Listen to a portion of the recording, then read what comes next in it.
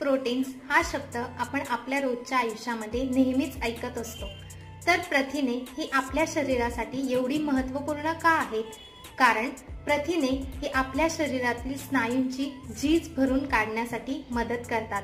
त्याचबरोबर केस, नखे, त्वचा हे निरोगी ठेवण्यासाठी प्रथिने अतिशय महत्त्वपूर्ण आहेत।